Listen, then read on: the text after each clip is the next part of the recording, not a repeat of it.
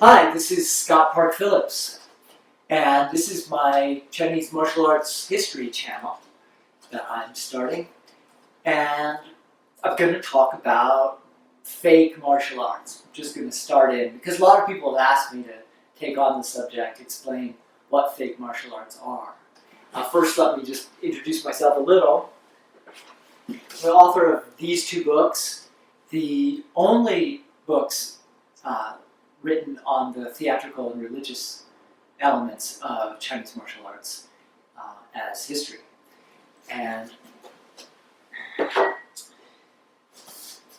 I also practice these arts. I practice a lot of arts, and I practice the arts, Tai Chi and Bao, which are internal martial arts, which means that they use a lot of illusions. Even the most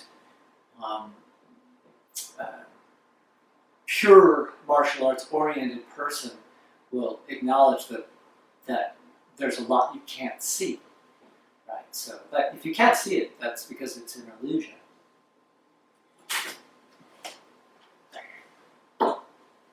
Martial arts, the height of martial arts in traditional Chinese culture, say before the 20th century, is the concept of shu, or emptiness.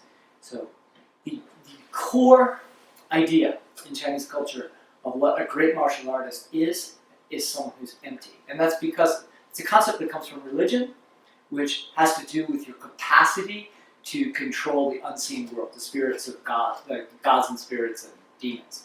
And it's actually your emptiness which is a kind of defense against these powerful beings. Because they are actually also empty. There's a fascinating paradox in the concept of Chinese religion. They know that these are imaginary things, but they also treat them as real. So they're real and fake at the same time, which is an absolutely key concept to Chinese martial arts. But it's also a key concept to, say, the Golden Elixir, which is the core meditation concept in Taoist ritual, Chinese religious ritual outside of Taoism as well. And so this concept of shu means empty, but it also means fake. The word fake in Chinese, so you say fake martial arts, you're going to use this word that also means empty. And in the theatrical world, the Chinese theatrical world before the 20th century, the core, and this theater was everywhere. This was what everybody participated in. This is how people learned to speak higher quality language, was through participation in the theater. And these books were actually also religious documents, and people in the books, in these sacred books, were the gods. So this completely integrated theater, martial arts, religion phenomenon. And the concept of emptiness is key to all of them. In you could say in English, that we have what's real, and then we have realistic theater, right? So the ideal of realism in theater is, there's a parallel there. In China, the fakeness of theater was an ideal, the shu, the emptiness, because emptiness is also an ideal within religion.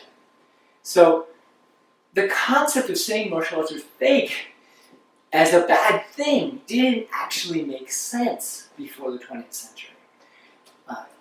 There's a very common theatrical martial arts religious phenomenon that was documented even in the 20th century, but before that was really quite common, both in warfare but also at the militia level. So a village would be attacked by bandits like over and over. They're being victimized. They don't have an effective militia to fight back. And a wandering martial artist who was part of the theater cast, it's a different job description, the same low level of society, and that it's possible you could switch back and forth. And because the skill sets overlapped. And because the basic training of theater was martial arts. So someone would show up and he would start teaching invulnerability skills, because martial arts, both in the theater and in real life, had a big part of them were invulnerability skills, or powers or rituals. And if you look at if you look at all the major epics, which again are religious epics, the characters throughout all the great fighters have some kind of invulnerability, either through cultivating emptiness, through cultivating the golden elixir, through being gods or demons themselves, through training. That was through devotion. That's like a pervasive concept, pervasively associated with martial arts. And so this martial arts teacher would come into a village and start training people, and create a mini cult, you could call it, where people would practice invulnerability rituals as well as fighting skills. And then they would go and attack the bandits. And because they had larger numbers, and now they were organized, they would defeat the bandits. And it was very effective, actually. We have documented, scholars have documented that this mechanism was effective. So you could say it was fake martial arts, or they were being fooled, but they were being fooled in a way that worked. It actually solved the problem, and that's why it kept getting repeated, at least one reason. So we could get into all of that, but getting into the 20th century, we also see that this story about how martial arts don't work and they fail happens over and over. So we have now on YouTube, we have all these videos. Most of them are Chinese or Chinese influence. There's some Tibetan, some Japanese, but most of them, some Indonesian, some Filipino, but 90% are Chinese martial artists failing to fight some MMA guy, and just getting beat up like right away. And so why is that? And the reason is because they actually don't know the history of their own art. And you can go through, this problem happened throughout the 20th century. This is not new. It's just new that we have a lot of videos. But the actual problem is constant. People thinking that their martial art was a pure martial art, and then discovering that it didn't actually solve it didn't work against sparring or wrestling, or it didn't work well. And so what happened, the first time this happened on a big scale was the Boxer Uprising. It was a group of martial artists who were doing rituals to invoke the gods, to possess them, and they were killing Christians, all Chinese Christians, and killing foreigners, trying to expel them from the country, and all these foreign powers invaded to protect the Christians and to protect their property, like their embassies in Beijing, which were under attack. And so this was considered a great humiliation by the Chinese people. When the Qing Empire fell and was replaced by a group of people who were heavily influenced by Christian secular normative model, which I call the YMCA because it just makes sense. It's easy to say. So the YMCA, basically, there was a consensus to see religion, theater, martial arts as as separate things, and to promote martial arts as another kind of fascist value system where everyone would move in the same way and become a unified body to make a republic, and get people to agree by getting them to move together. It's like the idea came from Germany, I think. But it was big, right? And the YMCA promoted this, and they were using it as physical education too. And the whole there's another concept called muscular Christianity, which was really big in that period, started about the 1880s in the United States and spread to China almost immediately. And this idea that you'll be a better person if you exercise. And and where I live in Boulder, this is still a huge idea. But it was new at that time. And it swept China, and they started using martial arts that way, to think of martial arts that way.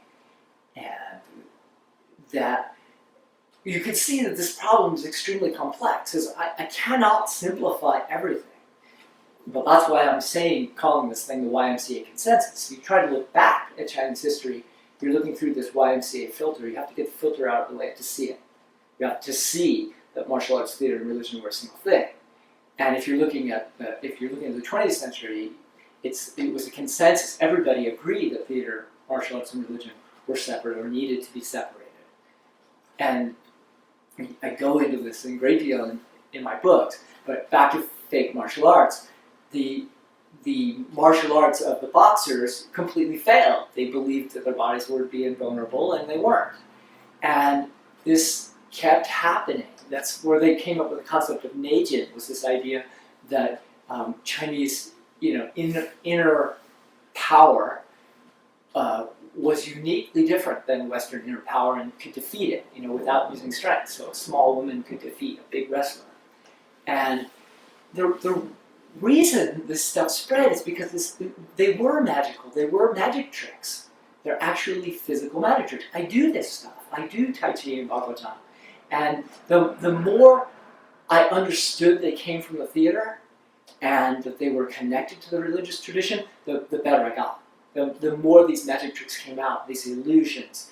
A primary illusion is the idea that you can have your arms, whatever touches your opponent, be so quiet that they can't read what you're going to do. So you do something else, you counterbalance, you move in such a way, or appear to move in such a way that they misread you. So they think you're really, really strong, or they think that some invisible force is moving them. And these are real phenomena. People really feel this. And you might ask, well, does this work on anybody but your students? And the answer is, it works really well on your students. But it also works on most people trained in Chinese martial arts. That's where it developed. If someone is trained in one of the Chinese martial traditions, it's likely to work on them. It also can work. If you set it up right, it can work on other people. There's a video of a Chinese woman who's a Tai Chi woman in Beijing, and she was thrown in jail for this, and her videos were banned. But there were videos for a little while, her showing her first, demonstrating on a reporter, where she touches him and convinces him that she's incredibly powerful, and then because he doesn't want to get hit by her incredible power, he gets out of the way, and then you see her throwing him effectively without touch. So he keeps getting out of the way, or there's some illusion, some other illusion, I don't know, perhaps. But this is not, it doesn't mean that it won't work on people who are not part of the cult. Or if you're really good at it, you can get it to work in a wide variety of situations. But does it work in an MMA context? I don't think so. Not yet, anyway. Maybe someone will figure that out. But the idea that it would is kind of absurd. I mean, if you get, the whole idea of MMA is that, like, one of those people, no matter, just normally, one of those people loses. One person wins or one person loses. And of the people who lose, like, half of them get knocked out or choked out, pretty badly. So it's not surprising that somebody would lose badly in that context. That really is the setup.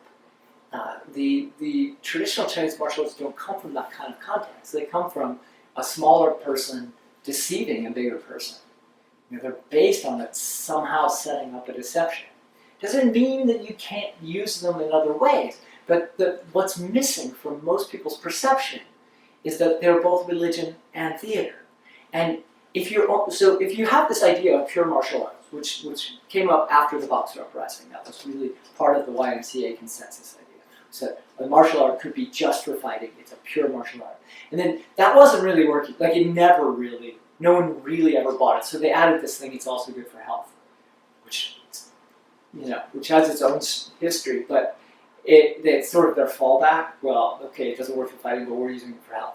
So that they could keep doing it, they like it, because it's fun. But actually, they only have a third of the product. They have the whole product, but they're only discussing the fighting aspect.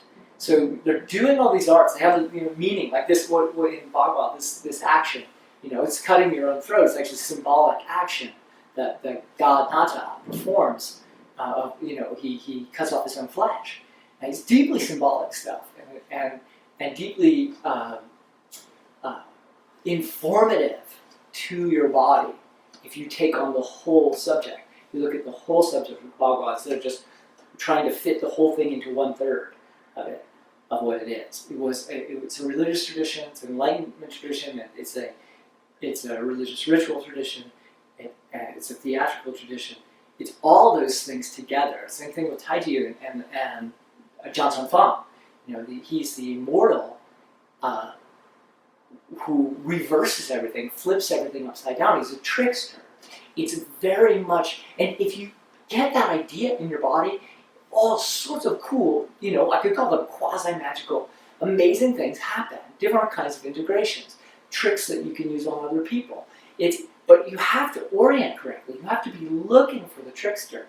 You have to be looking for the big picture, for the Enlightenment tradition, for the theatrical tradition. And it actually doesn't work very well if you just look at the pure martial art thing.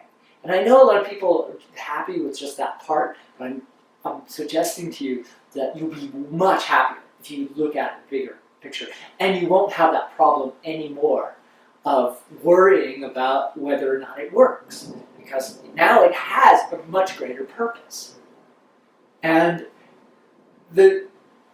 that's partly why I wrote the book, is because I just couldn't believe that people keep repeating the story about fake martial arts. And it's like, yeah, it's fake. That's in the name. Like, the highest level in Chinese martial arts is fake. Shu means empty. The martial arts are empty because that's an ideal in religion and it's an ideal in theater. Why wouldn't it be in martial arts? The best martial artists trick you.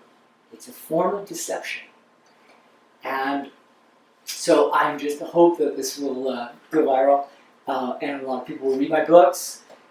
And if there's things you want to know about Chinese history, feel free to leave comments, and I can do videos on them. This is a new series, Chinese martial arts history. Hey, so I forgot to say something in that video, and that's years ago I had a student come to me to learn Baguazhang, and he started off by saying, "Hey, I'm from the other side of the tracks. You don't have to worry about teaching me all that fighting stuff, because I already know that, and everybody where I come from already knows that."